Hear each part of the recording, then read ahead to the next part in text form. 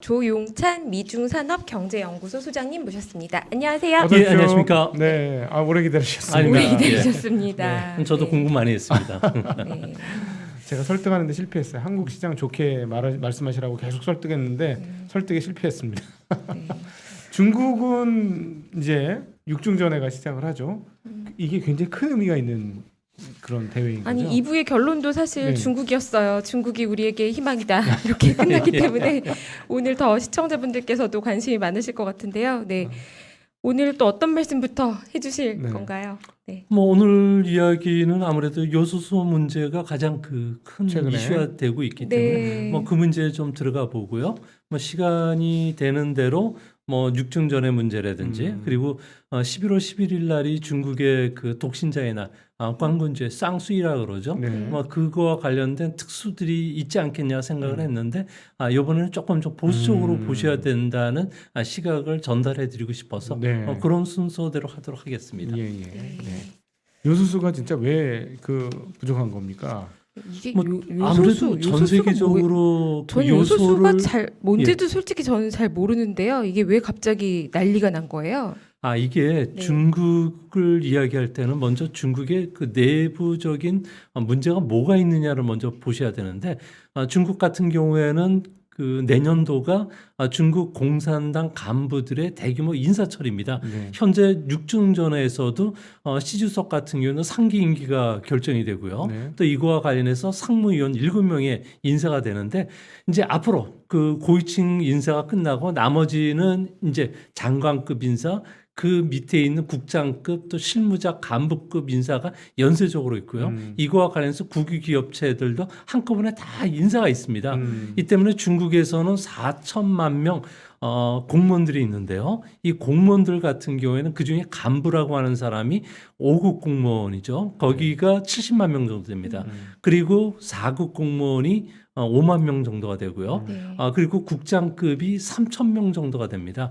이 국장급들 중에서 뽑아서 이제 200명의 그 소위 말해서 장관급 인사가 결정이 되고요. 나머지 170명 정도는 무임소 장관으로 가게 되는데 여기에 들어가야지만 인사가 5년에 한 번 인사에 못 들어가면 그대로 낙마가 되거든요. 네. 그러다 보니까 현재 중국에서는 시진핑 국가주석이 쓰고 있는 탄소 중립 정책인 3060 목표를 달성하느냐 여부에 따라서 인사 고가의 평가 점수가 달라지게 됩니다. 네, 이 때문에 현재 중국에서 전력 대란이 일어나는데 탄소 3060 목표에 보면은 에너지 절약을 얼마만큼 했느냐, 이산화탄소 배출을 얼마만큼 줄였느냐가 평가가 됩니다. 네. 이 때문에 화력 발전소가 중단이 됐고 아니면 또 화력 발전소와 관련해서는 그 오염 배출과 관련해서 규제가 강화됐거든요. 네. 네. 그러면서 그림을 보시면은 제조업의 에너지 소비와 관련된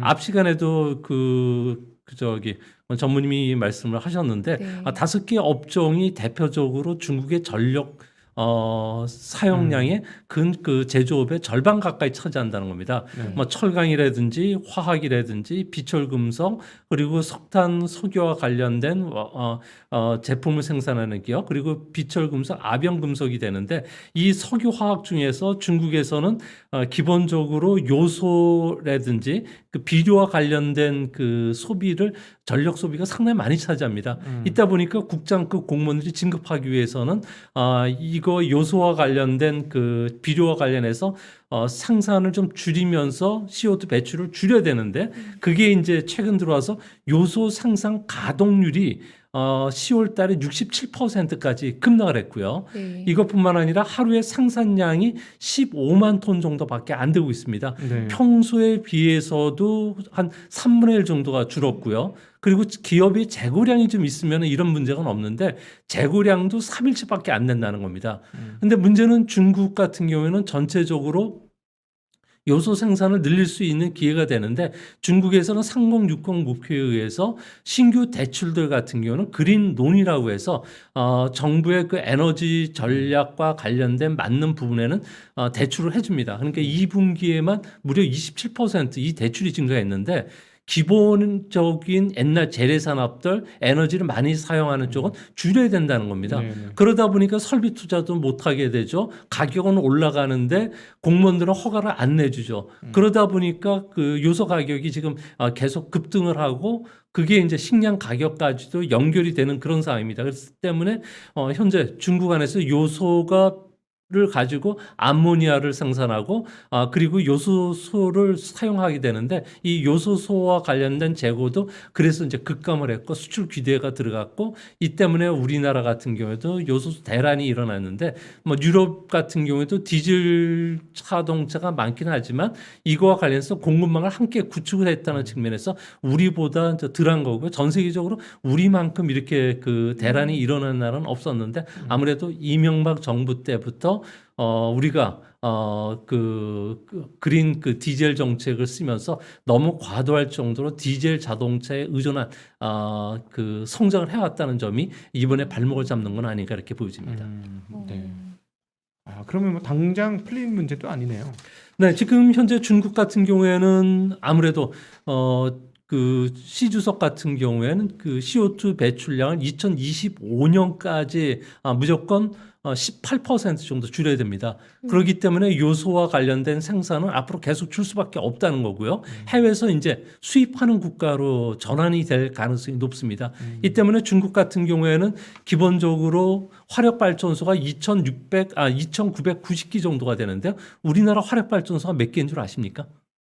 화력 발전소 글쎄요. 60기 정도 네. 돼요. 그래요? 예, 근데 이거에 보면 엄청난데 더 이상 화력 발전소를 짓지 않고 그 대신 중국이 2035년까지 원전을 150기를 최소한 짓겠다고 이야기를 했는데요. 현재보다도 2배 이상 더 증가시킬 예정인데 그렇기 때문에 소형 그 묘들식 원전이라든지 해상 그 플랫폼에 싣는 거죠. 선박 에다가 실어가지고 거기서 생산하는 거 그리고 연안 지역이라든지 강변에다가 짓는 작업들을 지금 하는데 이 부분이 앞으로 15년에 걸쳐서 진행이 되는 상황이기 때문에 앞으로 전력 부족 문제는 상당 기간 진행이 될 수밖에 없다. 그래서 뭐 단기적으로 보면은 베이징 올림픽 있기 전까지는 뭐 크린 그 스카이를 지향하기 위해서 그 화력 발전소를 이제 규제를 하고 그리고 또 장기적으로 보면 2035년까지도 중국은 전력 부족 사태에 들어가기 때문에 현재 시멘트, 철강 부족이 비료 부분까지도 전개될 것으로 보여지고요. 이제 앞으로 고무라든지 이거와 관련된 다양한 그 산업들 특히 채굴과 관련해서 우리나라가 거의 100%를 수입하는 그 리튬이라든지 그리고 그 마그네슘 같은 경우에도 앞으로 향후에 상당 부분 부족 사태들이 계속 일어날 수밖에 없는 그런 그 모양새 구조가 되고 있다고 보여집니다. 지금 이 요소수 부족, 이 대란 사태가 지금 미국에도 영향이 좀 있나요? 네, 미국 같은 경우에는 아무래도 그 석탄과 관련된 또 천연가스와 관련해서 세계 최대 생산국이다 보니까 여기에서 요소를 생산하는 나라가 됩니다. 그리고 중국 같은 경우에 그 공급망을 미국 스스로 지금 만드는 작업들을 하고 있고요. 또 트럼프 이후에 중국 의존도를 낮추는 작업들을 하고 있고 또 현재 그 중국이나 세계에서 이런 비료 같은 경우를 미국이 오히려 수출하는 국가이기 때문에 미국 같은 경우에는 중국발 위험에 크게 노출되어 있지 않는 상태고요. 그리고 또 미국 같은 경우에는 대형 트레일러 쪽에는 아무래도 그 요소수가 많이 필요하지만 대부분의 차종들이 가솔린 계통이고 또 전기차로 지금 전환하고 있기 때문에 현재는 그렇게 큰 문제는 되지는 않을 것으로 보여지는데요. 지금 문제는 우리나라 같은 경우에는 요소수와 관련해서 하루에 6,000톤 정도 사용하는데 호주에서 2만 톤 정도 수입을 해봐야 안 될 거로 보여지고요. 또한 뭐 그 인도네시아라든지 그리고 베트남 그리고 뭐 다른 나라에서 이제 수입을 전환하더라도 러시아로부터 전환하더라도 이를 요소를 가지고 생산하는 데까지는 한 3개월 정도 걸린다는 측면에서 앞으로 한 3개월 정도는 우리도 요소수 부족 사태로 인해서 화물과 관련된 부분들 또 군대 관련된 방산 그 기업들의 실적에도 조금 부정적인 영향을 끼치지 않을까 이렇게 또 보여지기도 합니다. 3개월 후면은 좀 나아지긴 할까요? 이게 수출 나아지지는 네. 않을 겁니다. 뭐 전 세계적으로 현재 뭐 에그플레이션이 계속 진행이 되는 상황이기 때문에 요소 수요들이 워낙 많은 상황이고요. 뭐 중국이 그동안에 세계의 요소 공급의 거의 44%에서 50% 공급해 왔다는 점에서 다른 나라가 이를 대체를 해줘야 되는데 네. 뭐 전부 현재 CO2 배출을 줄여야 되는 입장에서는 앞으로도 요소 가격 상승에 따른 농산물 가격 그 상승은 앞으로도 계속 계속 이런 상황이 지속이 될 가능성이 현재로서는 더 높지 않나 이렇게 보여집니다. 이게 만만하게 볼 상황이 아니네요. 이게. 그러니까 세계 인구가 그 금세기 말까지는 그 100억 명이 넘어가거든요. 지금 80억 명인데 이거와 관련돼서 온난화가 되면은 아무래도 그 옥수수 같은 경우에는 한 25% 감산이 되고요. 콩이나 뭐 다른 작물들 같은 경우에도 4~5% 정도 감소하기 때문에 그럼 이 감소분을 만회시키기 위해서는 요소 투입이 많아져야 된다는 거죠. 요소라는 게 우리로 이야기하면서 암모니아인데 예전에는 그 우리나라 같은 경우에도 터미널 같은 경우에도 그 배출물을 오줌을? 해수해가지고 그렇죠. 네네. 해수해가지고 네. 이걸 가지고 요소를 만들기도 하고 이거를 비료화시켜가지고 생산도 했는데 2013년에 그 롯데화학 전신이 호남석유. 호남석유 그쪽에서 생산하다가 채산성이 맞지 않아서 중단했고 2013년 이후에는 아예 생산을 안 하고 있거든요. 네. 그래서 앞으로도 이런 상황이 지속이 되면은 아무래도 정부가 그 지원금을 통해서 요소 생산을 좀 독려해야 되지 않을까. 그리고 중국에 의존된 비료라든지 그리고 수입 의존도가 한 나라의 그 70~80% 되는 품목들 같은 경우는 아무래도 국산화 정책, 수입 다변화 정책을 같이 써야 하고 또 재고율을 항상 상교치를 좀 갖는 이런 작업들이 이제 들어가지 않나 이렇게 보여집니다. 네. 네. 이제 육중전회가 이제 시작이 되었습니다. 많은 분들이 저기 뭐가 전해가 많고 무슨 해가 많고 이것저것 엄청나게 있는데 이 육중전회는 또 뭐야? 지금 이러고 있어요. 근데 이번 육중전회가 대단히 중요한 네, 그렇습니다. 대회라면서요? 예, 뭐 그 중국에서는 그 공산당으로 이야기해서는 주주총회라는 게 그 당대회가 있고요. 5년에 한 번씩 열리고 그리고 일중전회라는 것은 아무래도 주요 정책들 그리고 인사가 이제 결정이 되고 뭐 2중, 3중 전회를 통해서 경제 문제라든지 정치 구조 문제가 되는데 5중 전회라는 것은 다음 5년을 다스릴 지도자를 내략적으로 그 주주총회에 어떤 안건을 제출할지를 하면서 인사 문제를 여기서 다 마무리 짓고요. 또한 그 통치와 관련돼서 이번에는 역사 결의를 한다 그러는데요. 공산당 창당 100주년 성과 또 이런 그 경험을 통해서 시 주석이 얼마나 잘했는지를 보여준다는 거죠.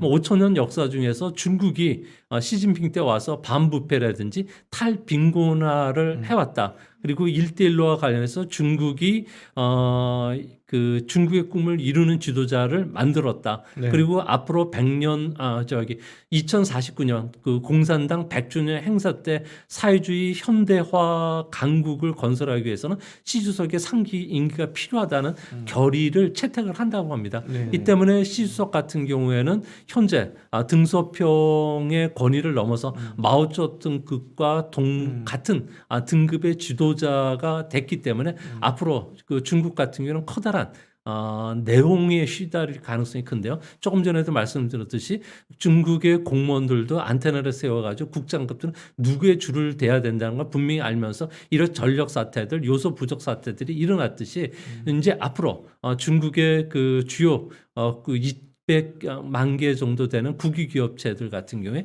단체장들이 다 교체가 됩니다. 그러니까 은행, 통신, 석유, 철도 이런 주요 산업들의 포스들이 다 바뀌고 그 밑에 있는 이사진들도 다 바뀌고 그거와 관련해서 중국이 전체적으로 이제 크게 요동을 치기 때문에 올해와 내년도 조금 전에 말씀을 하셨는데 뭐 중국이 이제 그 다른 그 우리 경제를 좀 견인해 줄 수 있는 경기 회복이 되지 않겠냐 보는데 중국 같은 경우는 인사철에는 아무래도 복지부동 사태에 들어갈 가능성이 큽니다. 그래서 내년도까지는 중국은 그 저성장 국면에 빠져들 가능성이 현재로서는 더 높지 않나 이렇게 보여집니다. 이번 6중전에서 가장 중요한 것 중에 하나가 역사결의라고 이야기를 들었는데요. 네. 이 역사결의에 따라서 일정한 그 중국 공산당의 방향성이 앞으로 결정이 되어지고 그 방향성대로 우리가 이제 이번에 경험을 했습니다만 뭐 공동부유라든가 이런 것들을 통해서 사실 우리가 혼쭐이 난 것처럼 느껴지죠.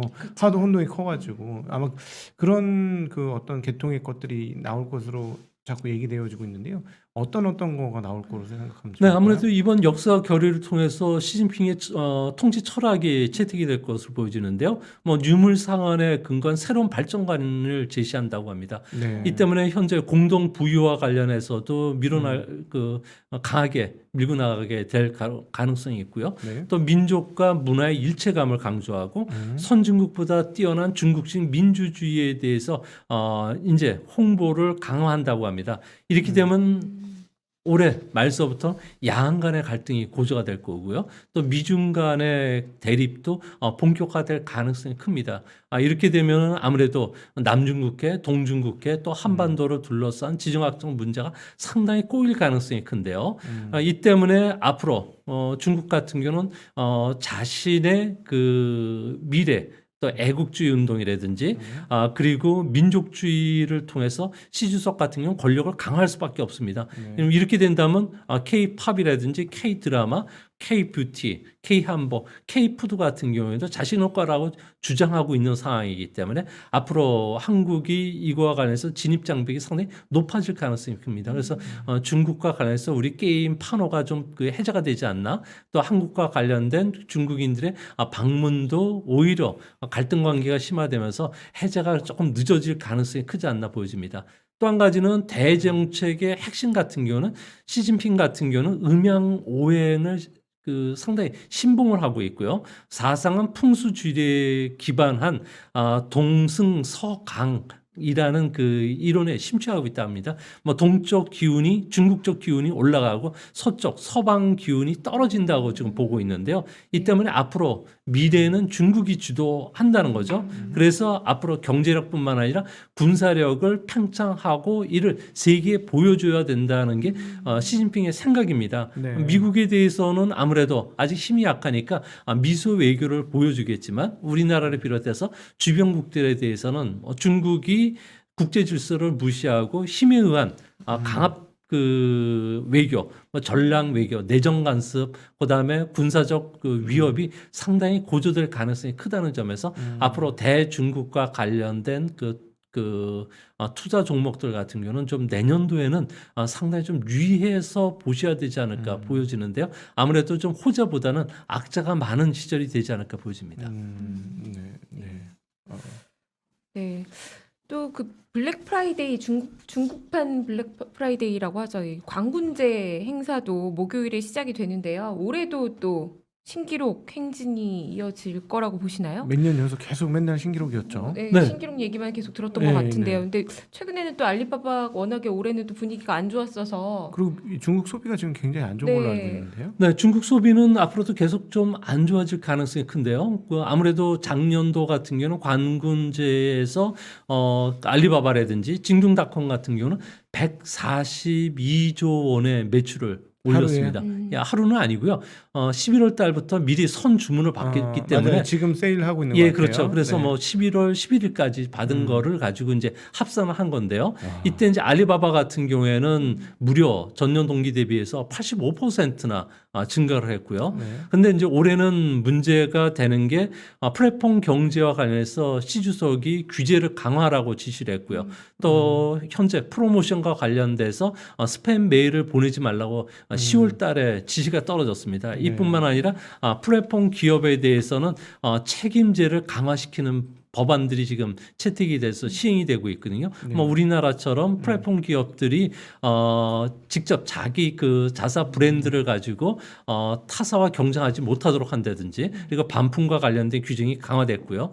또 유명 연예인을 초대해서 이런 대형 그 이벤트 하는 행사도 금지시켰고요. 또 시진핑의 국책 사업인 친환경 사업과 관련된 그 투자를 더 늘려다. 그리고 공동 부유화를 해서 뭐 농촌이라든지 그리고 가난한 소매 업종 그 상품들을 더 입점시켜라고 지시가 떨어졌는데요. 네. 이 때문에 앞으로 그 알리바바 같은 경우에는 엔트그룹의 상장이 연기됐죠. 또 3조 원이 넘는 반독점 과징금을 받았는데 앞으로 환경은 그 영업 환경이 점점 더 악화될 소지가 더 크지 않나 이렇게 보입니다. 그럼 알리바바 같은 경우에 올해 조금 달라진 분위기로 준비하고 있는 게 혹시 있을까요? 뭐 눈치는 보면서 해야 될 것 같은데요. 네, 아무래도 느낌상. 눈치가 빨라야지 중국 비즈니스 네. 계통에서 살아남으니까요. 네. 아무래도 다양한 그 주문들을 받기 위해서 29만 개의 그 브랜드를 입점을 시켰고요. 네. 또한 그 1,400만 점 이상의 상품들이 지금 출시를 하고 있습니다. 이뿐만 아니라 징둥도 같이 하고 있는데요. 징둥 같은 경우는 9억 점 그리고 신상품들 같은 경우는 7억 점 이상의 상품들을 막 출시를 했기 때문에 아무래도 그 진둥닷컴들 같은 경우는 오히려 좀 그 알리바바보다는 점유율이 더 올라가고 알리바바의 시장 점유율은 떨어지지 않을까 보여지고요. 특히 올해 핵심은 두 가지입니다. 그러니까 에코와 관련된 그 라이프 스타일 상품들이 많이 출시가 된다는 거죠. 뭐 재생 에너지를 활용했다든지 포장재와 관련돼서 뭐 리사이클링을 한다든지 그리고 친환경 관련된 구매 촉진을 위해서 아무래도 에코 쇼핑 쿠폰 제도도 쓰고 있고요. 또한 중국에서는 온라인과 관련된 생중계를 하는데 스마트폰을 활용을 해가지고 온라인 그 홈쇼핑을 하는데 이거와 관련된 방송 전달자가 왕홍이라는 친구가 있는데 네. 이런 왕홍은 한 사람이 아니라 한 그 알리바바 같은 경우는 700명을 고용을 해가지고 네. 뭐 화장품, 의류, 전자제품 그리고 건강 보조품과 관련해서 실제 그 홈쇼핑에 그 호스트처럼 이런 그 상품들을 그 한다고 합니다. 중국에 보면은 타오바오의 그 라이브 방송을 주도하는 라자츠 같은 친구 같은 경우는 2억 5,400명을 끌고 다니고요. 네. 또한 그 웨이아라고 하는 친구 같은 경우는 1억 3천만 명의 그 네. 시청자를 끌어다니는데 이 두 사람만 하더라도 3억 명을 끌어다니니까 이들을 중심으로 해서 우리나라 기업들 같은 경우에도 직접 판매들을 하고 있는데요. 뭐 아모레 퍼시픽 같은 경우는 설화소 또 헤라 같은 경우에도 매출이 올해는 좀 많이 늘어날 거 보여요. 미리 그 10월 달부터 판매되는 걸 보면 많이 늘어났던 걸 알 수가 있고요. 뭐 LG 생활 건강 같은 경우도 뭐 휴미라든지 오시, 빌리프 같은 경우에도 매출이 좀 많이 늘어났는데 작년에 LG 생활 건강 같은 경우는 2,600억 원 정도를 매출이 하루에 일어났는데 올해도 있을 거로 보여지고 의류회사인 이랜드 또한 생활용품인 그 라겐나 또 식품회사인 농심뿐만 아니라 우리나라 분위기가 그렇게 잘 팔린다고 합니다. 분이 잘 팔 것 같습니다. 예, 그래서 네. 뭐 해외여행을 할 수가 없기 때문에 한국 제품들 같은 경우에도 여성들이 좋아하는 중국에서도 그 똑같은가 봐요. 립밤 같은 경우에도 하고 또 스니커즈 같은 경우에도 한국 제품들 좋아하는 사람들도 많이 있고 그래서 뭐 특수들이 발생하겠지만 알리바바 쇼핑몰은 그 작년처럼 85%처럼 그 기염을 토하지는 못할 것으로 보여진다는 건 분명히 보입니다. 네. 작년만큼 서프라이즈를 기록할 것까지는 좀 쉽지 않아 네. 보이는 네. 상황이죠. 네. 아무래도. 네. 네, 그 지금 최근에 뭐 헝다 얘기 한참 하다가 지금 그래도 위기는 좀 지나가는 것 같다라는 얘기도 했었고 앞서서 또 2부에서도 이제 중국 정부가 내년 초에 대출 만기가 몰려 있는 걸 감안하면 통화 정책도 조금 완화적인 정책으로 가야 되는 상황인 것 같다라는 말씀도 조익재 전문위원님께서 하셨었어요.